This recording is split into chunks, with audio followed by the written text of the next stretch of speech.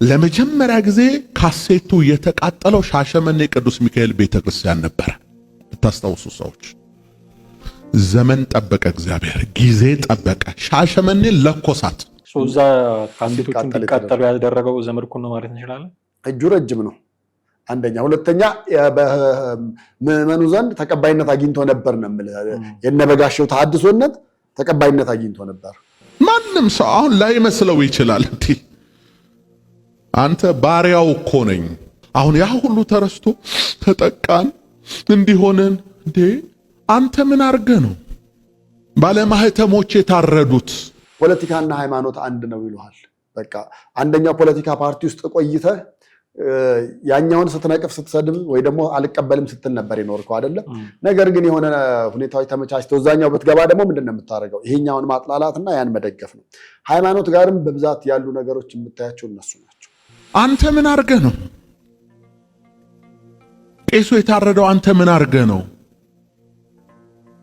ቤተ መቅደሱ የተለኮሰው በሳት? አንተ ምን አርገ ነው? ወይ አንተ ወይ አባቶች ድሮ ምን አርገው ነው? የበጋሻውን ስብከቶች ጊዜ ሰጥቶ የሚሰማ ሰው የሚረዳው ነገር ጠጠር ያሉ ቴዎሎጂካል ጉዳዮችን አያነሳም። አልጨረሰማ ቴዎሎጂ ተባሮ እንደወጣ እንሰማለን። ከቅድስት ሥላሴ መንፈሳዊ ኮሌጅ በአድማ ምናምን አንድ ላይ ተባሮ ከመባረርም በላይ ኤፍ ያገኘባቸው በርካታ ኮርሶች እንዳሉ እንሰማለን። ግን ጠጠር ያሉ ቴዎሎጂካል ጉዳዮችን ሲያነሳ አታይ። ይሞላላችኋል፣ ይቀየራል፣ ይበራላችኋል፣ እንደዚህ አይነት ምድር ላይ የሚቀሩ ጉዳዮችን ይሰብካል። ትምህርት ሳይሆን ስብከት ላይ ያተኩራል። ሁሌ ተበዳይ አድርጎ ራስን ማቅረብ ልክ አይደለም። ኦርቶዶክስም እያለ ፕሮቴስታንትም እያለ ብታይ መጽሐፍ ቅዱሱን ይገልጠዋል፣ ጥቅሱን ይጀምረዋል እንጂ እዛ ላይ ያለውን ነገር አይደለም የሚያስተምር።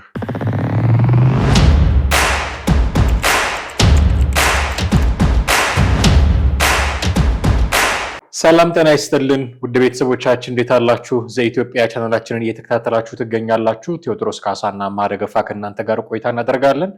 ከሰሞኑ በምስራቅ አርሲ ሀገረ ስብከት የአንዳንድ ስማቸው በግልጽ ያልተጠቀሰ ታጣቂዎች በፈጸሙት ጥቃት በርካታ ኦርቶዶክሳውያን ህልፈተ ህይወት እንዳጋጠማቸው ይታወቃል። ይህንን አስመልክቶ በርካታ ነገሮች እየተነሱ ነው።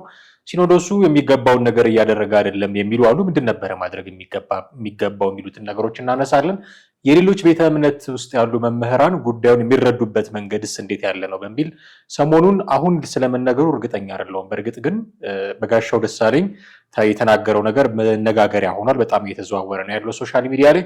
እሱንም በመጠኑ ለማንሳት እንሞክራለን። እስከ ፕሮግራማችን ፍጻሜ ድረስ አብራችሁን ቆዩ። ቴዲ እንዴት ነህ? እንዴት ነህ? ሰላም ነው? ሰላም ነው አለን። እንግዲህ በዚህ በምስራቅ አርሲ ሀገረ ስብከት አሁን ብቻ አይደለም፣ አሁን በጣም ብዙ ትኩረት አገኘ እንጂ በጣም በተደጋጋሚ ወቅት እየጠበቀ ንጹሃን ሰዎች እንደሚገደሉ ይታወቃል። ለምን እንደሆነ ባልገባኝ መንገድ ኦርቶዶክሳውያን ላይ ያተኩራል። ወይ ቤተክርስቲያን ሲሄዱ አባቶች ወይ የሆነ ነገር እንደዚህ ሲደረግ ቤተክርስቲያን አካባቢ። አሁን ደግሞ በጣም የሚያሳዝነው እናቱን ያጣ ልጅ አለ። በዚሁ ጥቃት እግሩ እስከ መቆረጥ የደረሰ የ4 ዓመት ህፃን ልጅ አለ። በጣም ትራውማ ውስጥ ነው ያለው። የሚያሳዝኑ በርካታ ነገሮች አሉ። ነገሩ ብዙ ሰው ስለሰማው እንዲህ ተደርጓል ይሄን ያህል ቁጥሮች ምናምን እያልን አሁን አንዘረዝርም፣ ቆየትም ቀናት ያሳለፈ ስለሆነ። ነገር ግን ጉዳዩን ቅዱስ ሲኖዶስ የያዘበትን መንገድ የሚጠይቁ ሰዎች አሉ። ምንድነው እንደውም ያሉት ልክ ሌላ ቤተ እምነቶች እንዳወጡት አይነት የሀዘን መግለጫ ነው ያወጣው፣ ከዚህ የሚሻገር ነገር እንጠብቃለን የሚሉ ሰዎች አሉ። እንዴት ነው የያዘው ቅዱስ ሲኖዶስ ጉዳዩን? ቅዱስ ሲኖዶስ እንደ አንድ ተራ ነገር ነው የያዘው። እንደ አንድ የፖለቲካ ፓርቲ ወይ ደግሞ እንደ አንድ የሰብአዊ መብት ተቋማት ወይ ደግሞ እንደ አንድ የሃይማኖት ተቋም ቀለል ያለ መግለጫዎች ነው የሰጠው። በዛ ደረጃ አልነበረም የሚጠበቀው፣ በዛ ደረጃ አልነበረም። ምክንያቱም ድርጊቱ አንዴ ተደርጎ ቢሆን ኖሮ ይሄ ነገር እንደው ስህተትም ሊኖር ይችላል ወይ ደግሞ የአካባቢውንም የመንግስትንም ስም ለማጠልሸት ከሚለው አንጻር ልታስበው ትችላለህ። ግን እዛ ቦታ በየጊዜው ነው፣ ተደጋጋሚ ነው። በአመት 2-3 በላይ እንደዛ አይነት ድርጊቶች ይፈጸማሉ። ሃይማኖትን መሰረት ባደረገ ነው። በፊት ከብሔር ጋር በተወሰነ መንገድ የተያያዘ ነበር። አሁን ደግሞ ሃይማኖትን መሰረት ባደረገ ነው እና የቅዱስ ሲኖዶስን መግለጫ በዛ ልክ አልነበረም። አንደኛ የተጠበቀው እሱ ብቻም አይደለም መግለጫ ለማውጣትም በጣም ዘግይቷል። በጣም ሌሎቹ ደጋግመው ካወጡ በኋላ ነው ኢቭን የአርሲ ሀገረ ስብከት ካወጣ በኋላ ነው ሲኖዶሱ ያወጣውና በዚህ ደረጃ ሰጣኝ ሲኖዶሱ ምን እየሰራ ነው የሚለውን ነገር ታነሳለህ። እንደውም አንድ ሀሳብ የተነሳ ነበረ። ለምሳሌ ሲኖዶሱ የስብሰባ ጊዜ ሲመጡ ሪፖርት የሚያደርጉት ምንድን ነው? በብዛት ይሄን ያህል ገንዘብ ይሄን ያህል ገንዘብ ሰብስበናል ነው የሚሉት። ግን ይሄን ያህል ገንዘብ ሰበሰብን ከሚሉ ከገንዘቡ ይልቅ ሰው አይቀድምም ነበር ወይ? ሰዎች አልነበሩ ወይ? ወደ ሃይማኖቱ ተመለሱ ወይ ደግሞ እግዚአብሔርን አያውቁ የነበሩት እግዚአብሔርን እንዲያውቁ አደረግን ብለህ ነው ልትል የምትችለው። እሱን ነው በሪፖርት ደረጃ ያው ብዙ ጊዜ ግነት ይታይበታል፣ የታወቀ ነገር ነው። በመቶ ሺዎች በ200 በቃ የቁጥር ትልቅነትን እና የቁጥር ተራነትን የምትሰማው አንዳንድ የሲኖዶስ ስብሰባ ሪፖርት ላይ ነው። ሪፖርቱ ላይ የሚሰማው ግነት አለ። በዛ መንገድ እንኳን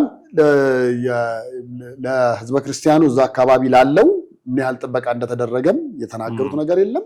በተለይ የመግለጫው ጉዳይ እኔ ምንም ከአንድ ተራ የፖለቲካ ፓርቲ ካወጣው ከዛ በጣም ወደኋላም ቆይተው እንደገና ደግሞ ቀለል አድርጎ የማየት ነገር አይቼበታለሁና ሲኖዶስን በዛ ደረጃ መጠበቅ ይከብዳል። ምንድን ነበረ ማድረግ የነበረበት? አሁን አይ ቲንክ ብዙ ሰዎች የተስማሙበት ነገር ዝም ብሎ መግለጫ ማውጣት በቂ አይደለም የሚለው ነው። ኦኬ፣ መግለጫ ማውጣት በቂ ካልሆነ በቂው ምንድን ነበረ ማድረግ የነበረበት? ኦፍኮርስ የቤተክርስቲያኒቱ የበላይ አካል ነው ቅዱስ ሲኖዶስ። ኢቨን ፓትሪያርኩ እንደ አባት ይቀመጡ እንጂ በርካታ ውሳኔዎች የሚታዩት በቅዱስ ሲኖዶስ በኩል ነው። ስለዚህ የበላይ ውሳኔ ሰጪ አካል ነው የአባቶቹ ጉባኤ። ስለዚህ ብዙ ቤተክርስቲያናዊ ጉዳዮች ሲሆን ቅዱስ ሲኖዶስ የሆነ ነገር እንዲል ይጠበቃል። የሆነ ነገር ማለት አለብኝ ብሎ ያለው የሀዘን መግለጫ ማውጣት ነው። ሌሎቹም በሌሎች ቤተ እምነቶች ተመሳሳይ አይነት መግለጫ እንዳወጡት ሁሉ ነው ያወጣው። ይሄ በቂ አይደለም። ጉዳዩ እንደሚመለከተው አካል የምዕመናን አባቶች ጉባኤ ስለሆነ ጉዳዩ በደንብ ከማንም በላይ እንደሚመለከተው አካል የሆነ ነገር ማድረግ ነበረበት የሚሉ አሉ። ምንድነው ያ ነገር ማድረግ ሲገባው ቀርቶ ያላደረገው ማለት ነው? እንዲህ ያሉ ነገሮች ሲያጋጥሙ ከመግለጫ በዘለለ አካል ነኝ የሚል አካል ቦታው በቀጥታ መሄድ መቻል አለበት። ቦታው ስፍራው ሄዶ የተጎጂዎችን ሁኔታ ማየት፣ ሆስፒታል ያሉ ካሉ ሆስፒታል ያሉ፣ ቀብረው የተቀመጡ አሉ፣ እነሱንም የሀዘን ቤተሰቦቹን በሙሉ አይተው አንድ አባት እንደዛ ሲያደርጉ ይቻላል እኮ አሁን እኮ ምናልባት እኮ አንድ አባት ብለን ያልናቸውም የዛ አካባቢው ሀገረ ስብከቱ ሊቀ ጳጳስ ሊሆኑ ይችላሉ።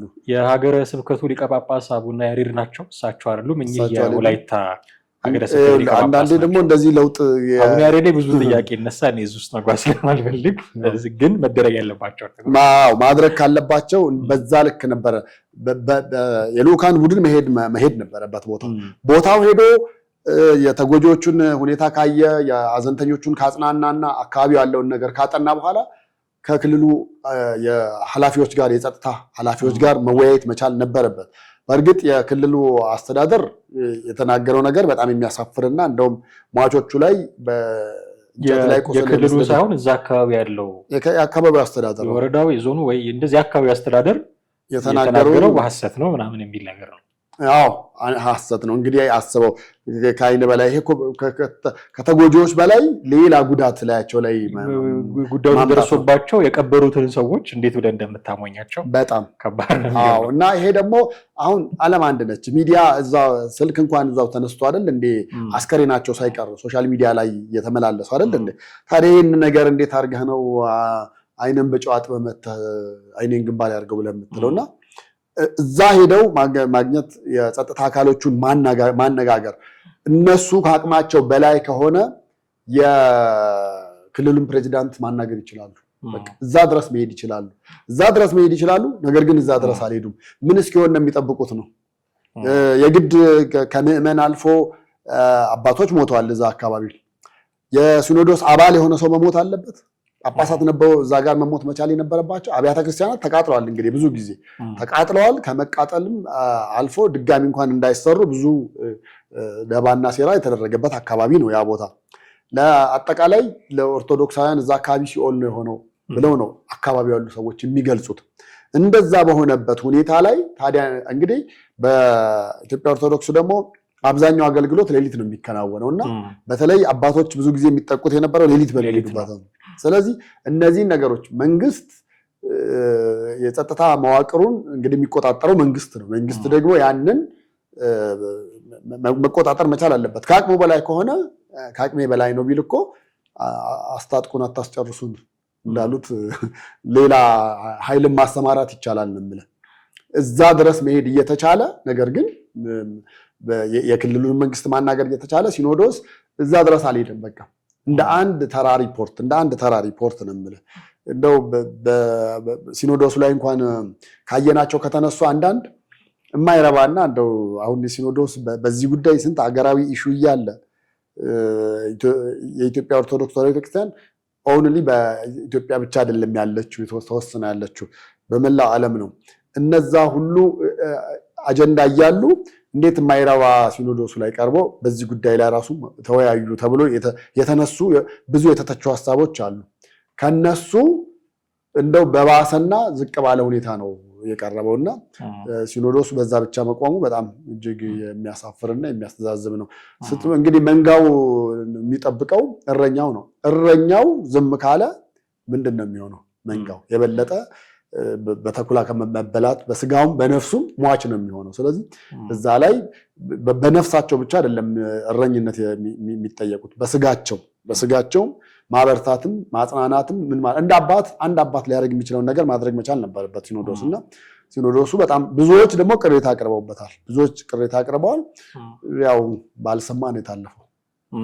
ብዙዎች ካነሷቸው ቅሬታዎች መካከል አንተ እንዳልከው በአመት 2 ጊዜ ሲሰበሰብ ሲኖዶሱ የሚቀርቡ የገንዘብ ሪፖርቶች አሉ እና ደግሞ ጥሩ ፐርፎርም ያደረጉ ሀገረ ስብከቶች እንዲሁ ይሸለማሉ። እነዚህ አስገባን እያላችሁ የምታቀርቡትን ገንዘብ የሚሰጠው በምጽዋትም መልክ ይሁን በሰበካ ጉባኤ ክፍያም ይሁን በየትኛውም መንገድ የሚሰጠው ምዕመን ነው እየሞተ ያለው እየተገደለ ያለው ሰው። ለሪፖርት የምታቀርቡበትን ገንዘብ የሚሰጣችሁ ምዕመን እየሞተ እንዲህ እየተሰቃየ እንዴት ዝም ትላላችሁ የሚሉ ምላሾች ይሰጣሉ። ሃይማኖት ለሰው ነው አይደለም? ለሰው ነው። ሰው ከሌለ ሃይማኖት አስፈላጊ አይደለም። ሃይማኖት አይኖርም እና ይሄ ለሰው የሆነው ሃይማኖት ሰው ሃይማኖትን ኤክሰርሳይዝ ያደርጋል ምድር ላይ ብለህ የምትጠብቀው ሰው ሲሞት አላግባብ እንደዚህ አይነት እርምጃ ሲወሰድበት የሃይማኖት መሪዎች እንዴት ዝም ይላሉ ነው ትልቁ ጥያቄ። እንዴት ዝም ይላሉ?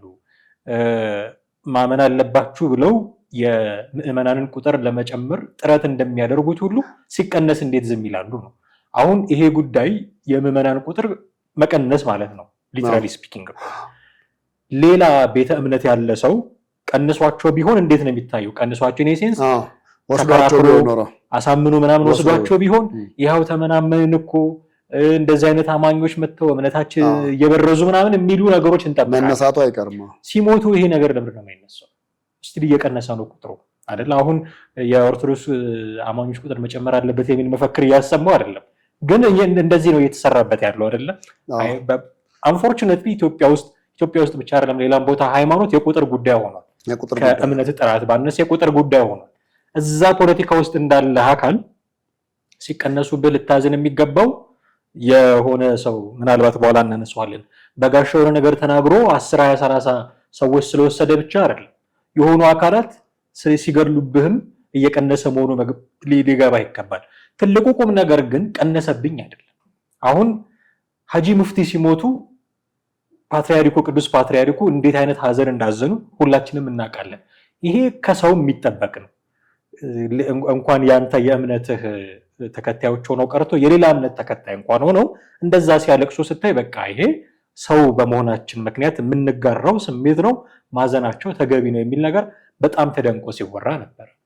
የኦርቶዶክሳውያን መገደል የምዕመናን መሞት ሲሆን ለምንድን ነው ያልታየው ይሄ ነገር? ቅድም ያነሳናቸው አባት በእርግጥ እንባቸውን ጭምር እያፈሰሱ የተጎዱትን ሲያጽናኑ ሕክምና የሚያስፈልጋቸውንም ሄደው ሲጎበኙ አይተናል። እሱ ነገር በአንድ አባት ብቻ እንዴት ይቀራል? ለምንድን ነው የሲኖዶስ ጉዳይ የማይሆነው? አሁን ነገ ከነገ ወዲያ ይሄ ነገር ተደግሞ እንደገና ቢመጣ ብለናቸው ነበር መባሉ አይቀርም። ለምንድን ነው ዝም የሚሉት የሚል ጥያቄ ነው ተያይዞ የሚነሳው። ያልከውን ነገር ለማጠናከር ነው። ከዚህ ጋር ተያይዞ የሌላ ቤተ እምነት አካላት እንዲሁ መግለጫ አውጥተዋል። ማዘናቸውን ገልጸዋል። ዳግመኛ እንዳይደረግ ያላቸውን ምኞትም እንዲሁ ገልጸዋል። ይሄ ልክ የሲኖዶሱ አይነት ነው በሚል ነው ተጠቅልሎ ያለፈው። ግን አንዳንዶች ደግሞ እርግጠኛ አይደለሁም አሁንም ልክ ይህንን ጊዜ ጠብቆ ሰው አንሸራሸረው እንጂ አሁኑን የተነገረ ነው ብዬ እኔ አላሰብኩም። የበጋሻው ደሳለኝ ቪዲዮ በጣም እየተዘዋወረ ነው። ከሰሞኑ ያለፉትን 2 ቀናት እንደዚህ በጣም እየተዘዋወረ ነው። እናንተ ምን ስላደረጋችሁ ነው ይሄ ነገር ሀፕን ያደረገው የሚል ነገር ሲናገር ነበረ እና ባለማተቡ የሚታረደው አባቶች የሚገደሉት እናንተ የሆነ ነገር ስላደረጋችሁ ነው በፊት እንደውም ቃል በቃል ያለው እኔ ላይ ካሴቴን የስብከት ካሴቶችን ስላቃጠላችሁ ነው። የተቃጠለው የእሱ የስብከት ካሴት ሻሸመኔ ቅዱስ ሚካኤል ቤተክርስቲያን ነው።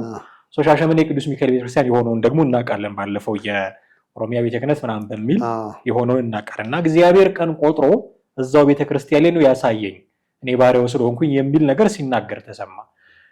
ከሃይማኖት መምህራን ይሄ ይጠበቃሉ የሚል ጥያቄ፣ የሞራል ጥያቄ፣ አሁን የሃይማኖት ሳይሆን የሰብአዊነት የሞራል ጥያቄ መነሳት ጀምሯል። በጋሻው ደሳለኝ ላይ 8 ወር ሆኖታል ነው እሱ ቪዲዮ ከተለቀቀ ወይም ደግሞ በጋሻው ነገር ከተናገረ። ግን አሁን እንግዲህ እንደ አዲስ የተነሳው ከዚሁ ከአርሲው ግድያ ጋር በተወሰነ መንገድ የመያያዝ ነገር ስላለው ይመስለኛል ቪዲዮ ተለቆ አሁን ቫይራል ሆኖ በጣም ብዙዎች እያዩት ነው ያለው። እውነት ለመናገር እኔ አሁን ከአንድ ሃይማኖት መምህር ያ በዛ ደረጃ ይገባል ብለህ ማለት አትችልም። አንደኛ የአንተን የስብከት ካሴት ከሰዎች ነፍስ ጋር ማነጻጸር ማለት ግዑዝ የሆነን ነገር ተራ ማይረባ እንደዚህ ቴፕ ካሴት ምናምን ብለን የምንላቸውን ነገሮች ከሰው ሕይወት ጋር በዛ ልክ ማያያዝ ምን ማለት ነው? እና አብሮ ልታነጻጽረው የምትችለው ሊነጻጸር የሚገባም ነገር አልነበረም በመጀመሪያ ደረጃ። በሁለተኛ ደረጃ ደግሞ እንግዲህ እዛ ጋር ከቆመ ሊሰብክ የሚገባው ሃይማኖቱ የሰጠውና ባስተምሮ የሚገባውን ሊሆን ይገባ ነበር ነው። በሶስተኛ ደረጃ ደግሞ አሁን የሚጠራበትን ስም ራሱ የኢትዮጵያ ኦርቶዶክስ የሰጠችው ስያሜ ነው አይደለ? መጋቤ ሐዲስ ነው ይጠራበታል። አሁን እንደው በብዛት በሱ ነው መጠሪያው። እና ያው ብቻ ቁስል ስላለው እሱ የሚያነሳቸው ነገሮች ነበሩ። ውስጡ የነበረውን ቁስል ለምሳሌ በዛን ወቅት ተገልሎ ተሐድሶ ነው ምናምን ተብሎ ነበርና ተሐድሶ ይታሉ እኔ አላቃቸውም ነበረ ለካ በድራሻ ካላቸው ብትነግሩኝ እና በብታችን ስር ነበሩ ምናምን ብሎ እስከምናገር ደረጃ ደርሷል። እንግዲህ ያን ጊዜ የነበረው በነገራችን ላይ የነበጋሻው አስተምህሮ ወደ ተሐድሶ የሚሄድ ምናምን አይነት ነገር ነው የሚል እምነት የለኝም እኔ በግሌ። ለምን በጋሻው ዘመድኩን እና ትዝታው በቢዝነስ ጉዳይ ተጣሉበት ነገር ነበር፣ በገንዘብ ጉዳይ። እንግዲህ አስበው፣ በገንዘብ ጉዳይ ስትጣላ፣ በቢዝነስ ጉዳይ ስትጣላ፣ አብረህ የምትሰራው ቢዝነስ ሲፈርስ ማድረግ ያለብህ የገንዘብ ምንጩን ማድረግ ነው። ለምሳሌ አንተ ፋብሪካ ከሆነ ያለ የአንተ ምርት እንዳይሸጥ ማድረግ ነው፣ ፋብሪካ ከሆነ ያለ። የነበጋሻው ፋብሪካ ደግሞ በወቅቱ ምን ነበረ? ስብከት ነው፣ መዝሙር ነው። አንዱ ያኛው ይዘምራል፣ ትዝታው ይዘምራል፣ ይሄኛው ደግሞ ይሰብካል። ስለዚህ ፋብሪካቸውን ምርታቸው እንዳይሸጥ ማድረግ ነው። ምርታቸው እንዳይሸጥ ደግሞ ማድረግ የምትችለው በቃ ተሐድሶ ናቸው ብለህ ሌላ ስም ሌላ ታፔላ በመስጠት ልክ ፖለቲካ ውስጥ ያለውን ነገር እዚህ ጋር አመጣሁ ማለት ነው። እንደዛ አይነት ስምና ታፔላ ተሰጥቷቸው ነው። በዛ ልክ ነበር ሄዱት። ከዛ በኋላ ነው እንዳለውም ያው መጀመሪያ ሻሸመኔ ሚካኤል ቤተክርስቲያን ነበረ ተሰብስቦ እዛ ካሴቶቹ እንዲቃጠሉ ያደረገው ዘመድኩን ነው ማለት እንችላለን። እጁ ረጅም ነው አንደኛ። ሁለተኛ በምዕመኑ ዘንድ ተቀባይነት አግኝቶ ነበር ነው የምልህ። የነበጋሻው ተሐድሶነት ተቀባይነት አግኝቶ ነበር። ተገፍተው ነው የገቡት ነው ብዬ የማምነው ነው። ደግሞ ተገፍተው ነው ወደ ሌላ እምነት የገቡት እንጂ የመጀመሪያ አምነው አስተምህሮውን አውቀው ብለው ምናምን ነገር አይደለም። በቃ ከዚህ ስትገፋ እዛ ጋር ደግሞ ና እባክህ ና እንቀበላለን የሚል አካል ካለ ተገፍተው ነው የእውቀት ጉድለት ነው። አይ እኔ ተገፍተው ነው ብዬ ነው የማምነው። ከዛ በኋላ ልክ አሁን እኮ ምንድነው የቀድሞ የፍልስፍና የፊሎዞፊ ሰዎች ምን ይላሉ መሰለ? ፖለቲካና ሃይማኖት አንድ ነው ይሉሃል። በቃ አንደኛው ፖለቲካ ፓርቲ ውስጥ ቆይተህ ያኛውን ስትነቅፍ ስትሰድብ ወይ ደግሞ አልቀበልም ስትል ነበር የኖርከው አይደለም። ነገር ግን የሆነ ሁኔታዎች ተመቻችተው እዛኛው ብትገባ ደግሞ ምንድን ነው የምታደርገው? ይሄኛውን ማጥላላትና ያን መደገፍ ነው። ሃይማኖት ጋርም በብዛት ያሉ ነገሮች የምታያቸው እነሱ ናቸው። አብዛኛው በፊት የነበረበትን ሃይማኖት ሲኮንን ነው የምትሰማው። ምን ማለት ነው ታዲያ? በፊት የነበረ ኖሮበታል እኮ አይደል እንዴ? ለዓመታት ለረጅም ጊዜ ኖሮበታል። ለሱ ነው አሁን ተገፍተው ነው የእውቀት ጉድለት ነው ብዬ ጠየቁ። ለሱ ነው ብዙ ጊዜ የበጋሻውን ስብከቶች ጊዜ ሰጥቶ የሚሰማ ሰው የሚረዳው ነገር ጠጠር ያሉ ቴዎሎጂካል ጉዳዮችን አያነሳም። አልጨረሰማ ቴዎሎጂ ተባሮ እንደወጣ እንሰማለን። ከቅድስት ሥላሴ መንፈሳዊ ኮሌጅ በአድማ ምናምን አንድ ላይ ተባሮ ከመባረርም በላይ ኤፍ ያገኘባቸው በርካታ ኮርሶች እንዳሉ እንሰማለን። ግን ጠጠር ያሉ ቴዎሎጂካል ጉዳዮችን ሲያነሳ አታይ። ይሞላላችኋል፣ ይቀየራል፣ ይበራላችኋል፣ እንደዚህ አይነት ምድር ላይ የሚቀሩ ጉዳዮችን ይሰብካል። ትምህርት ሳይሆን ስብከት ላይ ያተኩራል የሚሉ ትችቶች ናቸው ብዙ ጊዜ ሲሰጡበት የምንሰማው። እውቀቱ ኖሮት ቢሆን ይሄ ሰውዬ እኔ አሁን የእውቀት ደረጃ መዳቢ ሆኜ አይደለም፣ ግን ከሚያደርገው ነገር ስትገምት እውቀቱ ኖሮት ቢሆን ኖሮ ይሄ ሰውዬ የሄደበት ቤተ እምነት ውስጥ ሊነገር የሚገባቸው በጣም በርካታ ቴዎሎጂካል ጉዳዮች አሉ። ኢቨን ይሄኛውን የለቀቀውን እንኳን መናገር ቢገባው በዚህ የመጽሐፍ ቅዱስ እውነት መሰረት ነው ወደ እንደዚህ የመጣሁት፣ እዛ ስህተት ነው እዚህ ልክ ነው ብሎ ማብራራት ይጠበቅበት ነበር። እያደረገ ያለው ግን ትችት ነው፣ እያደረገ ያለው ስድብ ነው፣ እያደረገ ያለው አሁን እንደምናየው ሞትን ማቅለል የመሰለ ጉዳይ። ይሄ ከሃይማኖት ወርዶ የሰብአዊነት ጥያቄ እንድታነሳበት የሚያስገድድ ነው። ትክክል። እውቀት ቢኖረው ኖሮ ይሄ ሰውዬ ወይ እምነት ደህናም የረባ እንኳን አንተ እንዳልከው ጉዳዮቹን በገንዘብ ለክተው ስለተንቀሳቀሱ ነው እንጂ የሚያምነውን እምነት በስነስርዓት የሚኖረው አይነት ሰው ቢሆን ኖሮ ሲገፉትም እሺ ብሎ አይሄድም ነበረ። አሁን አምኖት ቢሆን ኖሮ በስርዓት አምኖት ቢሆን ኖሮ ስትገፋ ወዴት ነው እየተገፋህ ማለት ነው? ከመንግስተ ሰማያት ወደ ሲኦል እየገፉህ ነው ማለት ነው።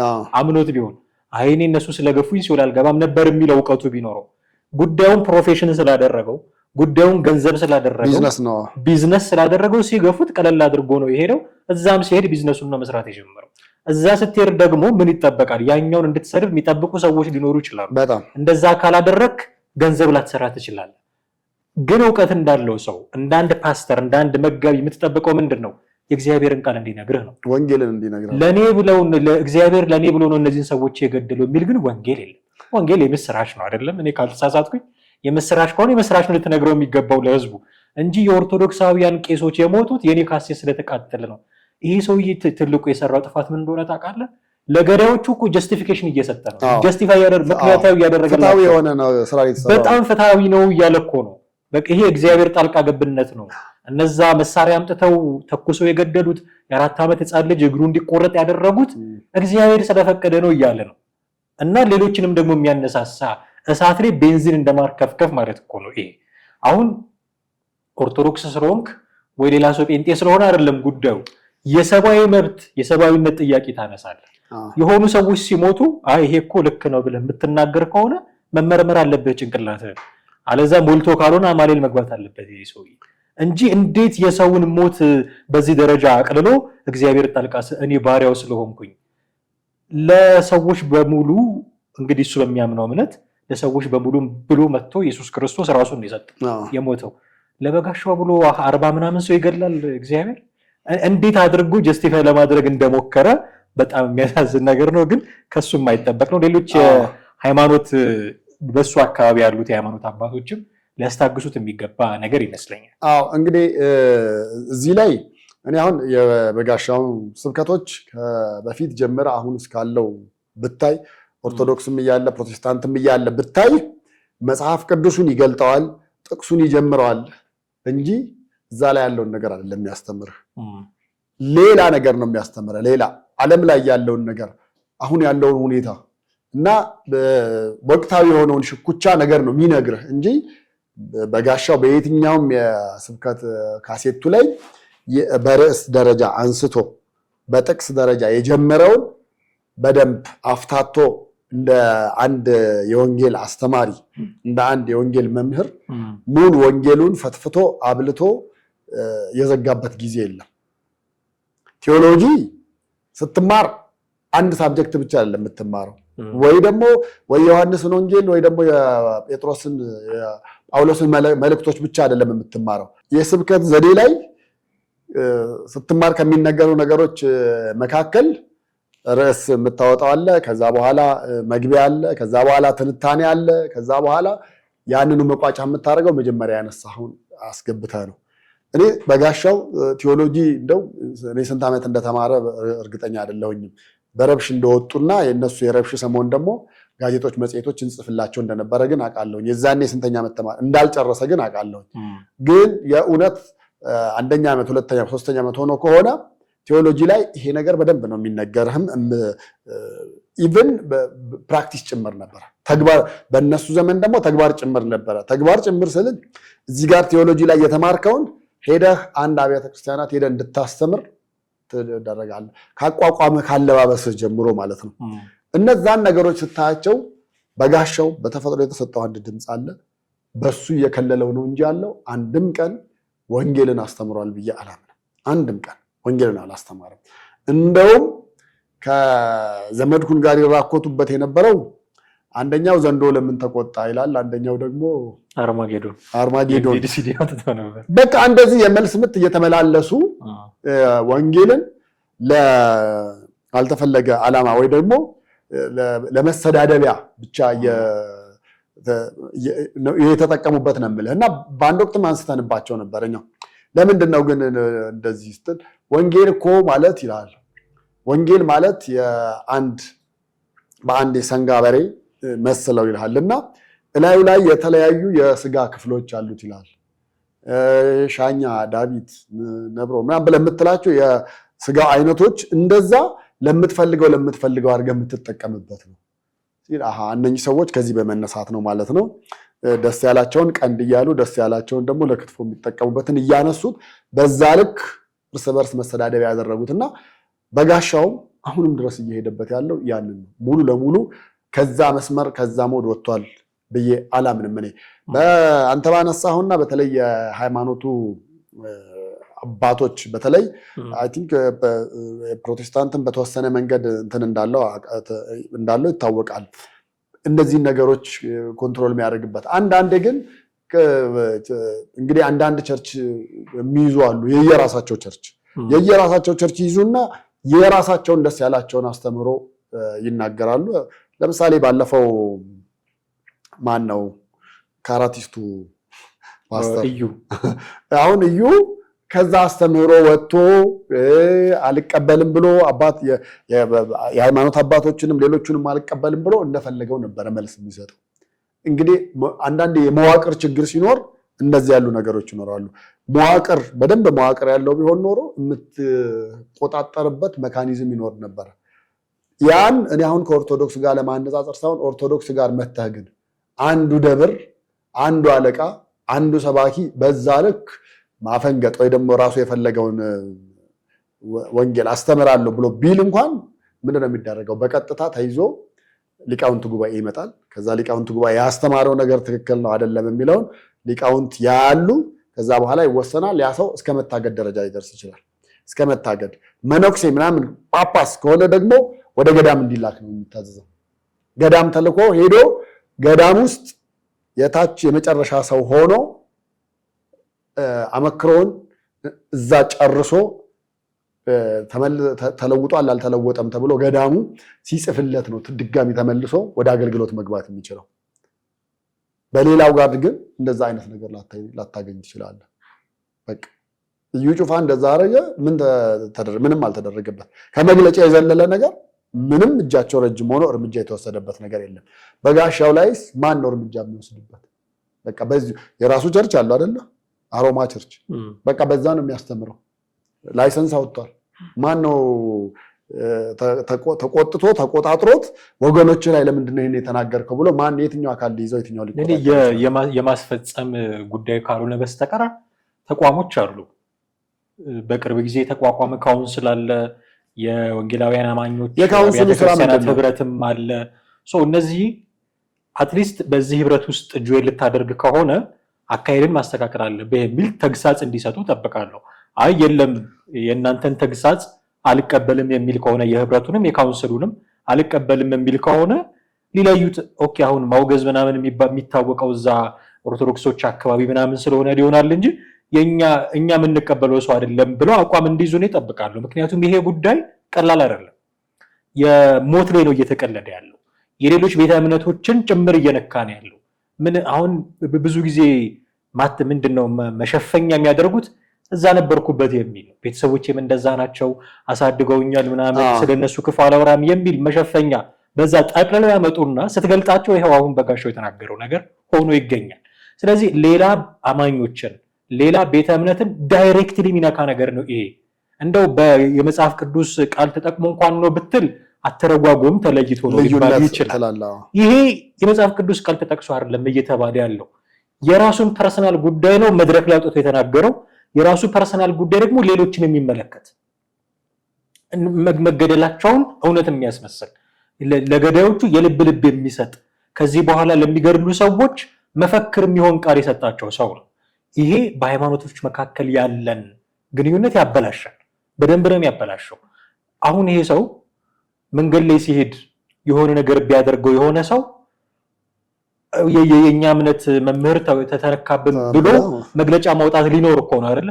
መጀመሪያ ይሄንን ነው ማረቅ የሚናገረውን ነገር መጀመሪያ ማረቅ ያስፈልጋል። እንደዛ ካልሆነ ካውንስል መሆናቸው ለምን ነው የሚያስፈልገው? አብያተ ክርስቲያናት ህብረት መሆናቸው ለምን ነው የሚያስፈልገው? ልክ ቅድም እንዳልነው እኮ ነው ለምዕመኑ የማይጨነቅ ሲኖዶስ ምን ያደርጋል እንዳልነው ለምዕመኑ መጨነቅ አለበት፣ ከመንግስት አካል ጋር መነጋገር አለበት እያልን ነው አይደል? ሽመልስ አብዲሳን ሁሉ ማናገር አለበት እያልን ነው። ልክ ሲኖዶሱ እንዲህ አይነት ጉዳዮችን ማስታገስ እንዳለበት ሁሉ ካውንስሉም የአብያተ ክርስቲያናት ህብረትም ኢቭን መጅሊሱም በውስጣቸው ያሉ መምህራን፣ ፓስተሮች፣ ኡስታዞች አላግባብ የሆነ ነገር ሲናገሩ ኃላፊነት ሊወስዱ ይገባል። ሊያረቋቸው ይገባል። ከዛ መስመር ካፈነገጡ እነዚህ ሰዎች የኛ አይደሉም ብለው ደግሞ ሊለዩዋቸው ይገባል። እንደዛ ካልሆነ እንደው በበጎ መልኩ መቀጠሉ ብዙም የሚያጠያይቅ ይመስለኛል። እሱ ላይ በጣም በተለይ ፕሮቴስታንት ጋር ባሉት ነገሮች እንዳልከው የካውንስሉም ሌላውም አካል በጣም የመዋቅር ችግሮች፣ ክፍተቶች ሊኖሩ ይችላሉ። ነገር ግን በጣም አጠንክሮ መያዝ የሚያስፈልግ ይመስለኛል። አሁን ካነሳ ነው ላይ ቀር አንዳንድ ከወንጌል አስተምህሮ ውጭ የሆኑ ነገሮች እኮ ታያለ። የዘይት መሸጥ፣ ይሄን ሰሞን ደግሞ የዱላ አንድ የሆነች አጭር ዱላ እሷም የተሸጠች ነበር መድረክ ላይ መታ ማለት ነው። አሁን እንደዚህ ያሉ አስተምህሮዎችን በአጠቃላይ በቃ ከየት ነው ያገኘው ብለህ ወጥረህ ይዘህ ማስቆም በቃ። አለዛ ምዕመኑን ወዴት ነው እየነዳ ያለው? ሚራክል መኒ ምናምን የሚባሉትን በቃ ትክክለኛ ያልሆነውን አስተምሮ ወይም እንደ ፓስተር ጀሪ ደግሞ ወጥቶ መናገር አንድ ነገር። የኢትዮጵያ ንግድ ባንክ መሪ አንድ ጊዜ በግልጽ ወጥተው ተናግረዋል። ሚራክል መኒ የሚባል ነገር የለም ከሆነ ወንጀል በቃ ሲናገሩ እኔ በዚህ ደረጃ እንደው ይሄን የማምንበት ነገር ነው እግዚአብሔር ይፈጽምልኛል ያደርግልኛል በሚለው ነገር ውስጥ እንደው ዲቴል ገብቶ ጉዳዩን ማይክሮ ማኔጅ ማድረግ ደረጃ መድረስ አልፈልግም። ግን እንደው የራሱን እምነት እንደምታከብርለት መብቱ ነው። የባንክ አካውንት ሰጥቶ ይሞላልኛል ካለ እኔም በአደባባይ ነው። እኔ ምንም ላደርግ አልችልም። ምክንያቱም እምነቱ ነው። በተሰጠው ዱላ እንደ ነብዩ ሙሴ ባህር የሚከፍልም ካለ አዲስ አበባ ውስጥ ባህር መኖሩ የረባውን ዝም ካለ መክፈል የሚችል ማምጣትም ከቻለ ያምጣ። ይሄ የግል መብቱ ነው፣ እምነቱ ነው። እንዲህ ምን ብዬ ላስገድዱ አልችልም። ከሌሎች ቤተ እምነቶች ጋር ያለው ቁርኝት ግን ያሳስበኛል። ለሀገር ሰላም ጠንቅ ነው፣ ለቤተ እምነቶቹ በመካከላቸው ላለው ጉዳዮች ጠንቅ ነው የሚሆነው። ስለዚህ በጣም ጥንቃቄ ማድረግ ያስፈልጋል። አሁን የፓስተር ቸሬን ጉዳይ ስታነሳል ፓስተር ቸሬ የሚነሱበት ተቃውሞዎች አሉ። በእርግጥ እሱ እዛም እዚህ የሚላል ተወዳጅነትን ለማግኘት ነው እንደዚህ የሚሉ ኦሪጂና ሲመጣ ይነሱበታል። ከዚህ በፊት እንዲህ አይነት ህይወት ውስጥ የሚያለፈ ነበረ ራሱም አሁን ያንን ለመሸፈን ነው የሚሉ ጥያቄዎች ይነሱበታል። እኔ በሚያምኑት እምነት ኦርቶዶክሱም በሚያምነው ሙስሊሙም በሚያምነው ፕሮቴስታንቱም በሚያምነው እምነት መግባት አልፈልግም። ይሄ የየራሳችን እምነት ነው። እኔ እምነት አለኝ፣ እሱም በራሴ የማደርገው ነገር ነው። በቤተ እምነቶቹ መካከል ባለው ኮኔክሽን ዙሪያ ላይ ግን እሱ ሰላም እንዲሆን ጤነኛ እንዲሆን ግን መስራት አለብን። ያ ጤነኛ እንዲሆን በጋሻው ደሳለኝ የሚያደርገው አይነት ንግግር ሳንካ ነው የሚሆነው። ይህን ነቅልን መውጣት መቻል አለብን ከሚል መነሻ ነው እንደዛ ነው። እሱ ተገቢነት አለው። ግን አሁን እንደዚህ አይደል። ለምሳሌ አሁን ይሄ ሚሊኒየም አዳራሽ ለምሳሌ የተዘጋጀ ፕሮግራም ነበረ። በቃ እዛ ላይ ያለውን ነገር ሙሉ በቪዲዮ ተሰራ። ተለቀቀ አይደለ? በጣም ከሌላ እምነት ጋር የተያያዙ ሌሎች ነገሮችም ነበሩ። ኦርቶዶክስም የኛን ማቴሪያሎች አትጠቀሙብን እንዲያታርጉብን የሚሉ ነገሮች ነበሩ። አንዴ ከሄደ ከተለቀቀ ከተበተነ በኋላ ምንድነው መደረግ ያለበት? ማስተባበል እኮ የመጀመሪያውን ያክል እኮ አይሆንም። አንዴ ዲፋሜት አንዴ ካደረግክ በኋላ የዲፋሜሽን ነገር ሰው ላይ አድርገህ ያ ሰው ስሜ ጠፍቷል ብሎ ምንም መቋቋም ከማይችለው በላይ ከሆነ በኋላ መተመልሰ ማስተባበያ ስጥ ብለህ ብትለው የዛን የተናገረውን መጀመሪያ 50% ያህል እንኳን ማስተባበል ወይ ደግሞ ወደ ቀድሞ ነገር መመለስ አይቻልም። እነ በጋሻው ጋርም ይሄ አለው። የወጣውም ነገር ይሄ ነው። በቃ በአጋጣሚ ወጣ እንጂ አሁን በጣም ብዙ ነገሮች ሌሎች ያመለጡን ነገሮች አሉ ማለት ነው። በጣም ብዙ የተነገሩ ከዚህም በላይ የሆኑ ነገሮች አሉ ብለህ እንድታምን ያደርጋልና ገዳዮችን ማበረታታት በሟች ወዳጅ ዘመዶች ላይ ወይ ደግሞ በሟች ሀገር ልጆች ላይ ሌላ ሐዘን መልሰህ መሳለቅም ጭምር ነው። ይሄ መሳለቅም ጭምር ነው እና በጣም አሳፋሪ ተግባር ነው። ቆይቶ ሊሆን ይችላል ቪዲዮ ግን ቢቆይም ለዛ ነገር መልሶ የያዘው መልእክት ግን ይቅርታ መጠየቅ መቻል አለበት። መርዝ የሆነው የመርዝ ብልቃጥ ነው እንደቀላል ህዝብ ፊት የተረጨው ማለት ነው እና በዛ ልክም ማሰብ አንድ ካሴት አንድ ተራ ኢመንት ነገርንና ሰውን በዛ ልክ ማነጻጸር ተገቢ ነው ብዬ አላምንም። ምናልባት መምከር ምናምን ወደ ላይ ሊከብድህ ይችላል። ሚዲያ ላይ የምንሰራ ጋዜጠኞች ነን እኛ። በዛ ደረጃ የወንጌል እውቀት ኖሮ ምናምን አይደለም። ግን የምታየው ደግሞ ኮመን ሰንስ የሆኑ ነገሮች አሉ። ይቅርታ ይጠይቅ እንደዚህ የሚሉ ነገሮች ልትል ትችላለህ። ግን አትሊስት ሰው የሚገነባ የሚያንጽ ነገር ቢያስተምሩ ጥሩ። ይሄ በጋሻው ጋር ብቻ የሚታይ ጉዳይ አይደለም። ሌሎቹም ጋር ቢሆን ተመሳሳይ ሁሉም ቤተ እምነት ውስጥ ያሉ ሰዎች እንዲህ የሚያደርጉ ሰዎች አሉ። በቃ መድረክ ላይ ከወጣህ ፈጣሪ እድል ከሰጠህና ማይክ ይዘህ መናገር ደረጃ ከደረስክ ለምን ነው የሚያንጽ ነገር የማትናገረው? የሚለውጥ ነገር ለምን ነው የማትናገረው? አንተ ህይወትህ እዚያ ያበቃም አፍተር ላይፍ የሚባል ነገር አለ ብለህ የምታምን እና ሰው የምታሳምን ሰው እዚህ ምድር ላይ ምን ያልከሰከሳል? በቃ የሚሻገረውን ነገር ለምንድን ነው የማትናገረው? አንዳንድ ጊዜ ትዕቢትም ይመስላል። ለእኔ ብሎ ነው እንደዚህ ያደረገው አሁን ሲል በጋሻው በቃ ትዕቢትም ይመስላል።